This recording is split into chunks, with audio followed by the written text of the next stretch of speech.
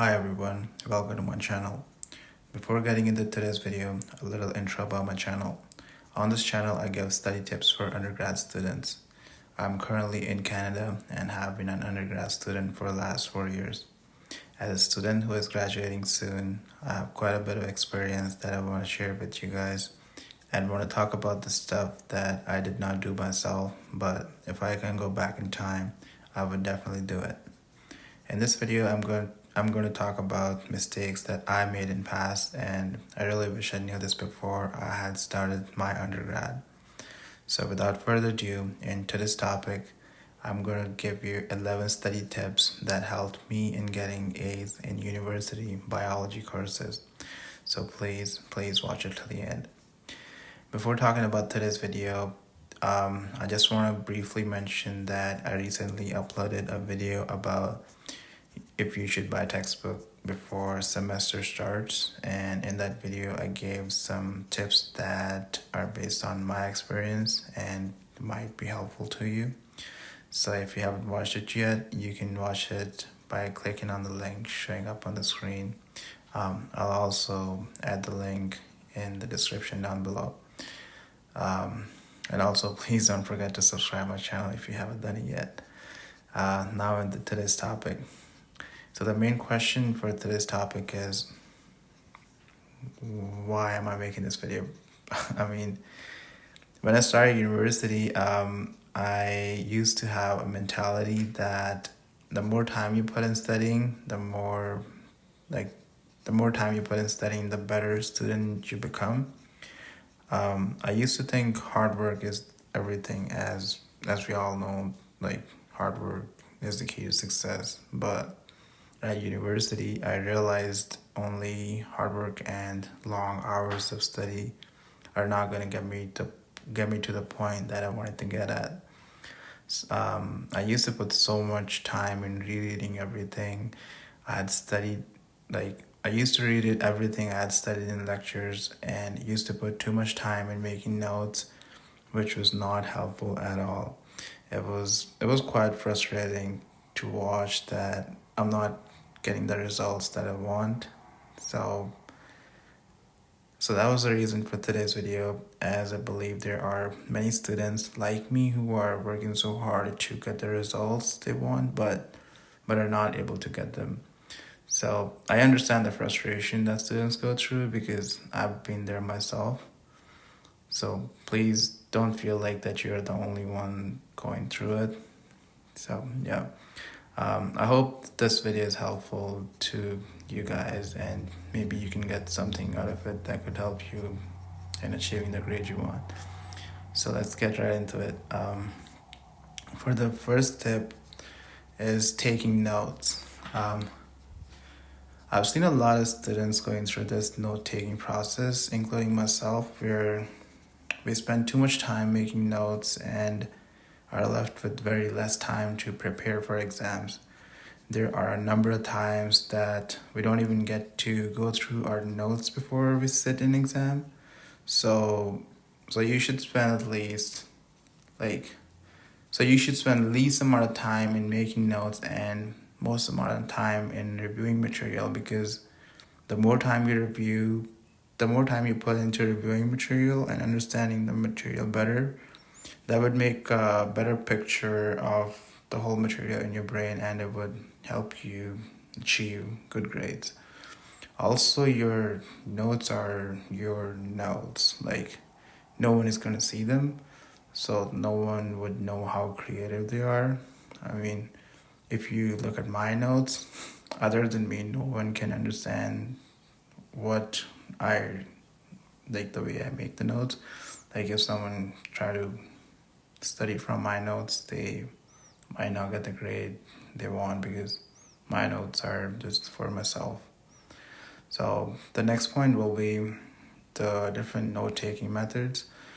There are several note-taking methods. For example, you can make mind maps, make notes in MS Word, making spreadsheets in Google Sheets, and just writing down handwritten notes.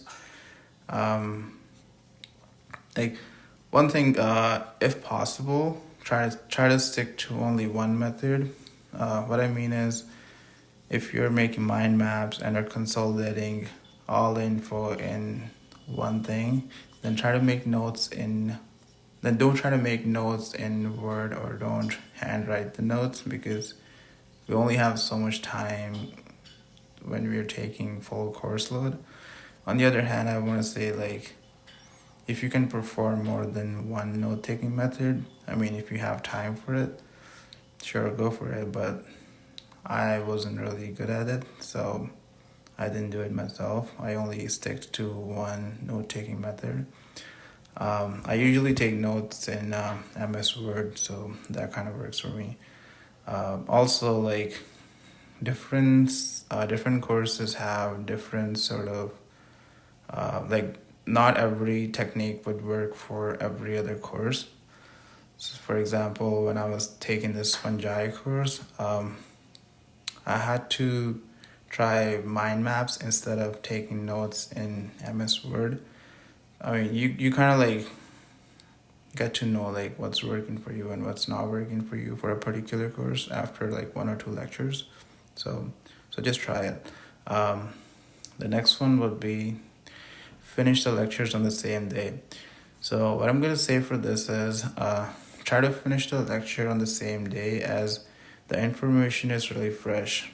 It will be easier for you to memorize that way.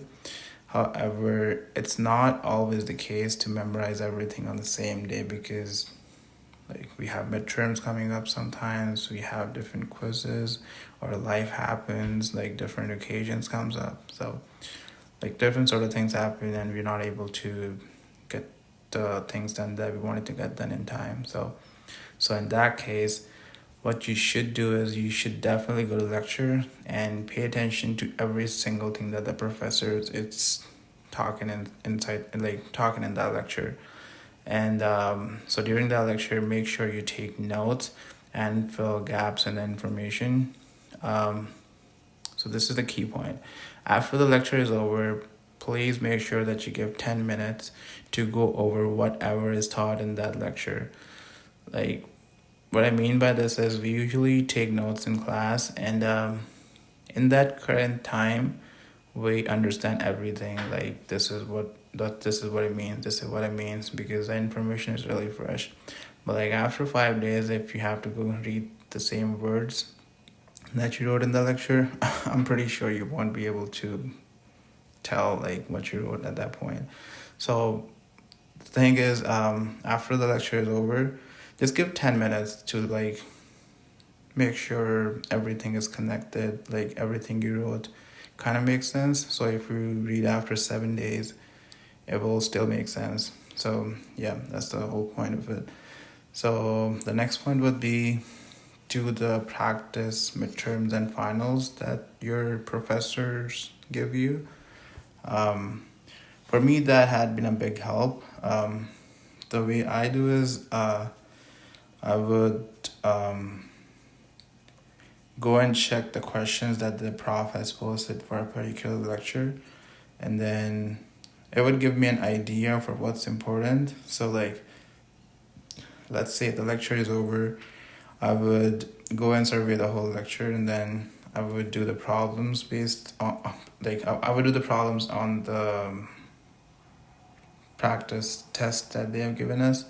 And if I'm not able to solve the problems, I'll go contact my professor and ask for his help. But like, this is a really good resource because it also tells us like what your like the type of pattern your professor is gonna test you upon. Like, by pattern I mean like what kind of question he's gonna ask on exam. Is his exam is gonna be like multiple choice question based, or would it be like short answer and long answer type of questions? So like, if you already know the type of question he's gonna ask, you will study accordingly, and it would be very helpful when you go and sit for exams. The next point would be how to know what's important to study. This really sucks. Like, it's really hard to find out what's important to study, first of all. I mean, there's like too much information, and then you're trying to like grab some out of it. Um, but the key things are, which I kind of learned over the period, were like you can do this by checking the questions posted by your professors. For example, those practice midterms or practice finals or any sort of quizzes that you get. Also, you can find like, for example, like let's say your professor doesn't really give you any sort of sample exams. So what you can do is check online. There are samples available online sometimes, or you can like ask your friends if they have some, or you can also go to bookstore and ask them if they have sample exams for previous years for the class you're taking at that point. Also, textbook helps a lot if you already bought a textbook for that course, or if one of your friends have it. You can, in the textbook, basically what you do is you would go to the summary of the chapter and like get the idea of like what are the key points of every single thing talked in the chapter. Also look at the question for every single part that are being asked. It would tell you what, like, I mean, it's hard to tell, but when you do it on an everyday basis, you will kind of understand how to know what's important, like you won't really know in like the first time you do it, but like over the period you will kind of know like, okay, this is what's important, this is what's important. So it's a really good strategy to do it. I personally myself used to do a lot of outside stuff which was not even required, and it would like I used to study a lot. I felt like, well, like most of the time the stuff I studied wasn't even important and wasn't even gonna come on exam. So that's why I really want to touch upon this whole what's important to study. Next point is online resources that I use. There are two main resources that I would mention. First one would be Chegg. It's like a paid subscription. You paid like around $19 a month. It helped me a lot, not only for biology but also for chemistry type of courses. For example, I had a genetics exam, and there were some questions I wasn't sure what the answers are. So I went to Chegg, and it literally had all the answers. So I mean, if you can afford it, it's a big help. But if you can't, then don't even like. You can always ask your professor for help. So I mean, if you don't want to pay for it, then don't. I mean, yeah, we have our professors. You can book appointments with them. The next resource is YouTube. For biology courses, YouTube is a big help. Why I say this is because when I was like in my intro years, I remember doing glycolysis, and I had no idea what that is. So I had to like I read through the books and everything, but like nothing was kind of making sense. So I started looking on YouTube, and they had like tons and tons of videos on glycolysis and all other like plasma membranes and everything. I mean, it helped a lot to like look at the bigger picture, because also like I am a visual learner. So like if you think you are a visual learner as well, YouTube helps a lot. So yeah, those are the two resources I would recommend for sure. Next point, I think I kind of touched upon already, but like book appointments with your professors. Your professors are your biggest help, like not even gonna lie. If you have any sort of question, you can reach out to them by emails, or I mean, if you have not done so yet, so like just reach out to them by email. Like if you have any question, you're kind of stuck on something, just tell them, hey, I'm not able to catch up on this. It's really hard to understand. Can I book an appointment? Or you can also like go to them whenever the lecture is over. Professors are always happy to help, unless you have like one of those professors who doesn't really want to share anything. But it's a rare case, but usually professor always helps. Also, like, one thing I wanted to mention in this was like, if your professor know that you are attending his office hours, he knows you're working really hard. So in that case, let's say you got a bad grade on an assignment, or you think you're only a 0.5 short to get a GPA change for that particular class grade, you can ask your professor, and usually professors are happy to do it if they know you're putting in the effort. So yeah. So professors, like talking to professors is a big help. Next one would be active recall. Pretty sure most of you have already heard it. It's a very important topic nowadays for studying. For those of you who doesn't know what active recall is, it's basically you, like, let's say you have one slide, you would make question for that slide. You have another slide, you make questions for that slide, and you do this for the whole lecture. And then you also write down the answers on a separate thing. So like whenever you get the question in front of you, you answer the question, and then you check the answer. And if the answer matches, then you know the answer. But that's basically active recall. Like, it helps in memorization, and it's a very helpful tool.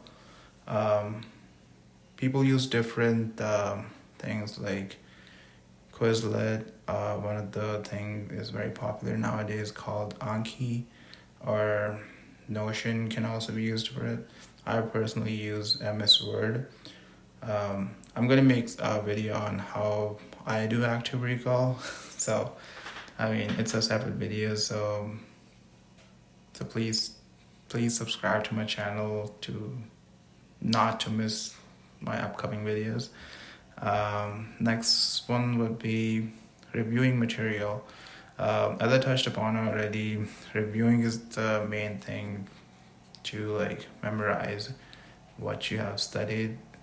What you need to do is review every single lecture at least 3 times before you sit for an exam. You can review it more than 3 times if you have time, but 3 times is absolutely necessary. You can pick your days whenever you want to do a review, but make sure you do it. So let's say you have an exam. So before exam, you should have finished your 3 reviews. You should have solved a few sample exams, and then make sure to go back and answer the questions that you got wrong.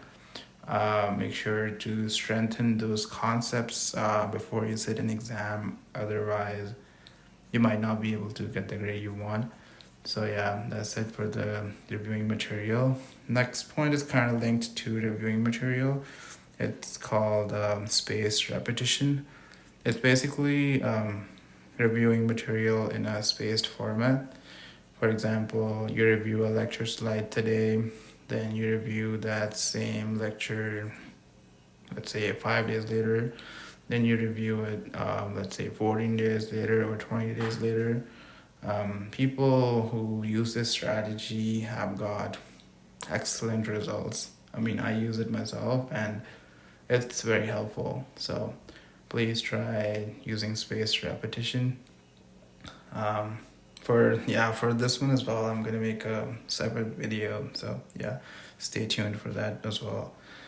Next one is tracker. Tracker is basically like write down the dates for when you took your first review, when you took your second review, when you took your third review.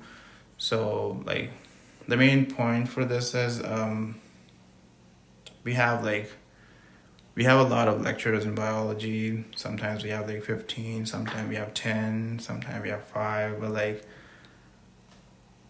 it's kind of hard to like know when you took your first review or when you took your second review for the particular lecture, because we sometimes miss reviews, and So if you don't have a tracker, you won't really know when you took the last review.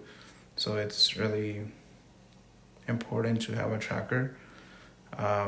You can either use Excel, or you can use anything else if you want to have some sort of calendar or like anything you want, but people usually prefer Excel, so that helps a lot. Yeah, so those were the 11 tips I wanted to give you. And one last thing I wanted to mention before I let you go. These study tips are based on my personal experiences. They might work for some people and not for the others. Basically, because we all have different study habits. So, I mean, I hope they work for everyone, because I mean, that was the whole point of this video. But yeah, but if it doesn't work for anyone, I'm sorry. So that's it for the video. I hope this video was helpful to you. If you like this video, please hit the like button, and please subscribe my channel to watch more study content videos. Also, a subscribing channel is totally free, so please subscribe, as it helps me a lot. Yeah, so that's a wrap, and thanks for watching. See you in the next one. Bye.